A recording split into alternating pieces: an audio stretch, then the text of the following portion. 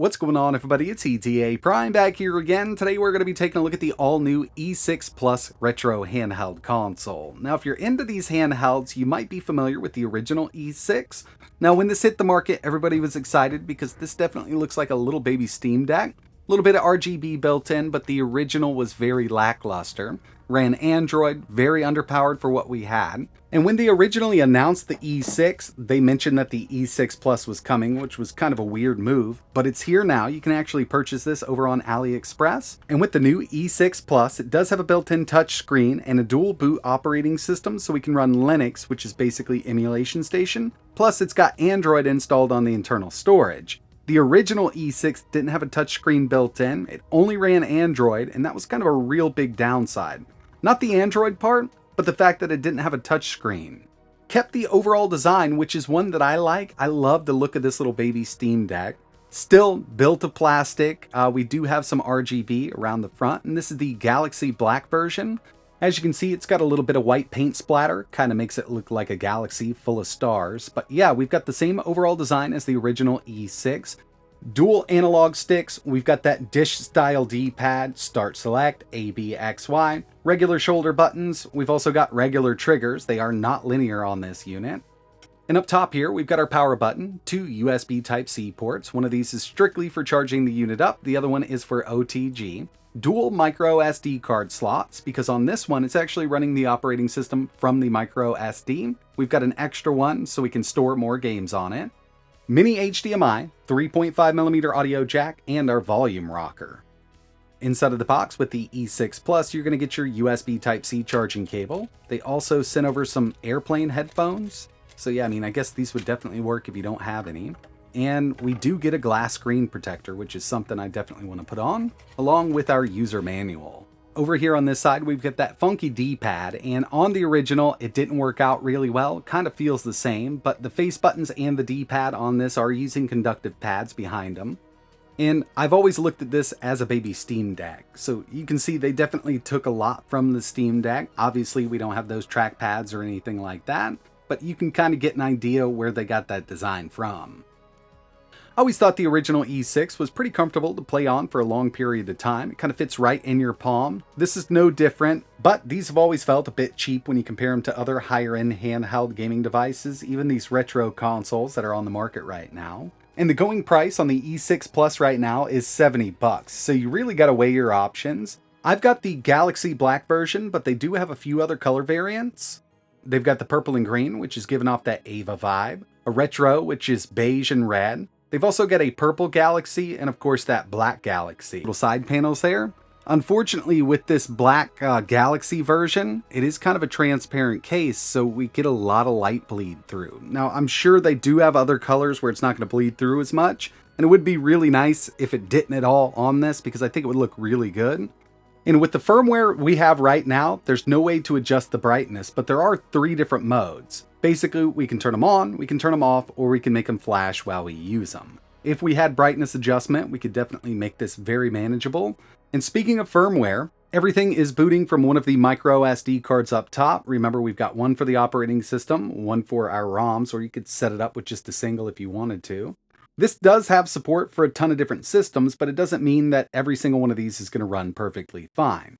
We've got that low-end Rockchip CPU, and we've seen this before in handhelds. We know that this can basically do up to PSP, and it's still not going to do every PSP game perfectly.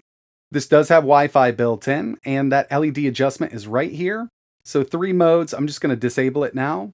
It's a bit distracting, and if it didn't bleed through, I'd be totally fine with it. But the Galaxy Black we have here is sort of transparent, so it's coming right through.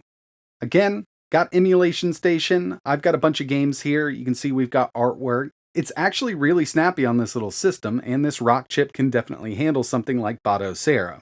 We've got Wi-Fi built in, so we could do NetPlay. It's also got Moonlight, so if you want to stream from your local PC, it's not a problem to do so. And it does support OTA updates, so we can update directly from the menu. Right now I'm on the latest version, and they did state that more updates and optimizations are on the way for this operating system. But, we have seen this chip in many handhelds before, so we're kind of right there at what this thing's going to do up to PSP. Depending on what system you want to run, it's going to use either a standalone emulator or RetroArch. With the lower end stuff like GBA here, we're using RetroArch. And these lower end systems run great. You can always go through and add your own bezels through RetroArch. It would have been nice if they had that right out of the box, because you can see that we've got those black bars on the side. It is distracting to a lot of people given that we've got a 16:9 aspect ratio display. And when it comes to the speakers, I showed you that those speakers are on the rear.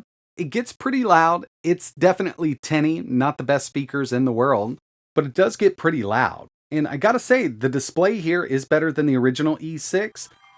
We've got color adjustment and brightness adjustment through the operating system, so you can adjust that gamma, hue, vibrancy, and everything like that. I've just got the brightness all the way up right now. I haven't messed around with any of the color profiles. But GBA is one of those systems that should work really well on this, so let's move over to PlayStation 1.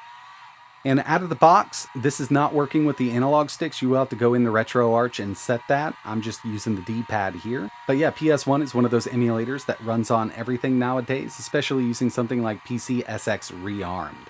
You're going to even be able to play something like Bloody Roar 2 at 60 with this setup, no problem at all. Now it's time to test out this D-pad, and I'm just using Dreamcast. This is using the Flycast core in RetroArch. We've got Marvel vs. Capcom 2. D-pad and face buttons are using conductive pads underneath, and pulling these off is working pretty good right now, but I could definitely see a problem with the uppercuts. As long as the move requires you to come off that D-pad really quickly, then you should be able to pull it off, but as you can see with these uppercuts, it does take me a few tries, and I've actually gone through, trying to perfect that. I just can't pull them off every single time. And if it was a regular D-pad, I'm sure it would be much better. But since they use this dish style, you're going to be kind of stuck on that button for a little longer than it takes. And the final thing I wanted to take a look at here was some PSP. I've got Tekken 5, and I did go through and try Ghost of Sparta. You will have to turn on frame skip for those harder to run games, but right now we are using the OpenGL backend. That's all we have access to right now. And this is the standalone version of PPSSPP. Getting absolutely destroyed. I think I can take him out in this one. Not too bad for these easier to run PSP games.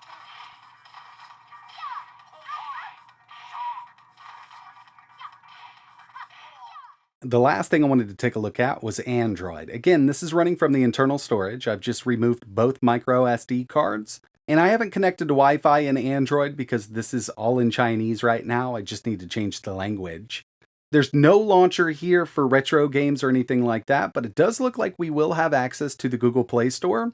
And in my experience on these lower-end rock chip CPUs, we can probably get better emulation performance out of the higher-end stuff using Android. It's just a matter of getting in here and getting everything set up. I think this is kind of wasted potential that, at least on the unit that I have, there's not much going on with Android right now. It's kind of a bare-bones system. But getting in here, adding a custom launcher and everything like that could really help out this little E6 Plus. First impressions definitely need some work on the operating system side. Having that brightness control inside of Linux would be really awesome. And of course, with Android, there's a chance we could see better performance with N64 and PSP. So if more people do get their hands on these, I think we will see a few modifications here and there. Coming in at $70, there are better handhelds on the market right out of the box that are going to work great, better build quality. But I do like the overall design. I think it's pretty comfortable. Swapping out that dish-style D-pad for a real D-pad would have been a nice little upgrade for the E6 Plus, but they kept it just like it is. So in the end, it's really up to you. Again, at $70, there are better handhelds on the market. So you really got to pick and choose what you're getting into. I will be keeping an eye out for firmware updates in Linux and Android on this device, and if you're interested in learning a little more, I will leave some links down below. But that's going to wrap it up for my first look at the E6 Plus. If you've got any questions, let me know in the comments, and like always, thanks for watching.